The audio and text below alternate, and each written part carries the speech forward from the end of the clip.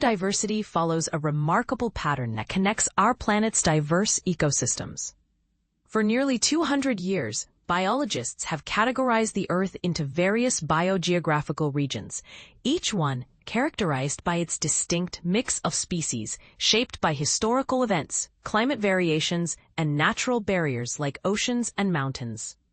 Given the unique histories of these regions, many scientists have believed that species within each area would be organized in a random, distinct manner. For instance, the biodiversity observed in South America was thought to be vastly different from that of Africa.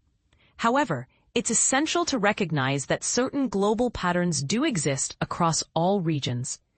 Tropical areas are typically rich in life, while polar regions host significantly fewer species. A new study recently posed a fascinating question.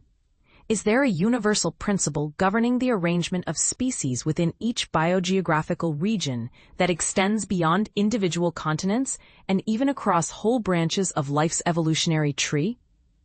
Understanding this could uncover the fundamental forces that shape nature's rich tapestry and guide conservationists to focus their efforts where they can have the most significant impact. Uncovering Hidden Rules. A groundbreaking study conducted by researchers from Spain, Sweden, and the UK showcased a consistent pattern in biodiversity, published in the July issue of Nature Ecology Evolution. This research serves as a significant data-driven affirmation of an overarching rule in biogeography, as noted by Irfan Rashid, an assistant professor at the University of Kashmir's Department of Botany. To unveil this hidden rule, the researchers conducted an extensive study involving over 30,000 distinct species, including birds, mammals, amphibians, reptiles, rays, dragonflies, and trees. They sourced information about these species from global databases such as the IUCN Red List and BirdLife International. The scientists divided the Earth's surface into numerous equal area cells, most often around 111 square kilometers for terrestrial animals, and recorded the species inhabiting each cell. Next, using a network analysis tool called InfoMap, they grouped similar cells where species frequently co-occurred. These clusters were identified as biogeographical regions, with species primarily associated with each region marked as characteristic species. Conversely, species that were common in neighboring regions were labeled as non-characteristic. The researchers then measured 4 specific types of biodiversity within each cell. 1. Species richness. How many typical species live in that area? 2. Biota overlap. What percentage of those species are non-characteristic? 3. Occupancy. How widespread are the characteristic species? 4. Endemicity. How much of each characteristic species range is restricted to that area alone? With this data, they employed a clustering algorithm to analyze all cells. If biodiversity was structured differently for various organism types, cells containing birds would cluster apart from those with mammals and so forth.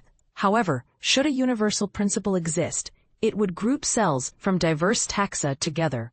Ultimately, this analysis enabled the researchers to categorize the world into 7 recurring biogeographical sectors. Impressively, they discovered that these sectors consistently appeared within every major region and across every taxonomic group, forming an extraordinarily orderly scheme. The primary hotspots displayed high species richness and endemism, with very few foreign species, while the adjacent layers still offered significant species richness, but included more widespread and somewhat endemic species. In the central layers, the diversity declined, leading to transition zones that were comparatively species poor and occupied largely by generalist species from multiple regions. In essence, biodiversity on Earth is organized like an onion. A core center rich in unique species, transitioning outward to more permeable margins comprised of mixed populations.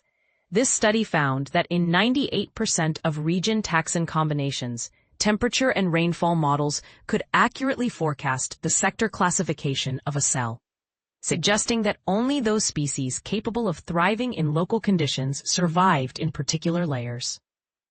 Moreover, the species in the outer layers were often both subsets and not replacements of those found in the inner layers, indicating that migrating outward from the core led to a gradual decrease in specialist species rather than a shift to entirely different specialized ones. According to Amit Chawla, principal scientist at the CSIR Institute of Himalayan Bioresource Technology in Palampur, Himachal Pradesh, the study lays a firm foundation for understanding broad ecological trends. Chawla remarked on how this research illustrates the outward spread of biodiversity from regional hotspots, as well as the environmental filters, like climate and elevation, that facilitate some species mobility while impeding others, closing the geographic gaps.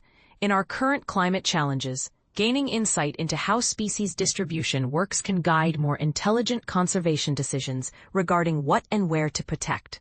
For instance, in the Indian Himalayas, this could involve a shift in focus from conventional protected areas to critical habitats, altitudinal zones, and natural corridors crucial for species survival. We must examine how shifts in rainfall and temperature affect biodiversity patterns on mountain slopes, Chawla suggested. Conducting small experiments that mimic these changes could yield important insights. Already grappling with rising temperatures and changing rainfall patterns, are frontline witnesses to climate change. Studies like this one are critical for providing a broader perspective on the ecological implications of environmental fluctuations, stated Asif Bashir Shikari, a professor of genetics and plant breeding at the Sher-e Kashmir University of Agricultural Sciences and Technology. However, Chawla did acknowledge that despite its global emphasis, the study had certain geographical limitations. For example, dragonflies and the Eurasian regions and trees in North America were examined in only select areas, which may have weakened the conclusions drawn for these taxa.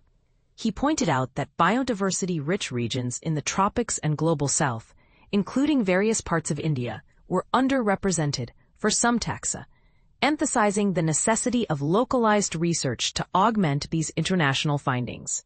In summary, the newly identified core-to-transition pattern reorganizes the Earth's seemingly chaotic distribution of species into a structured, layered model.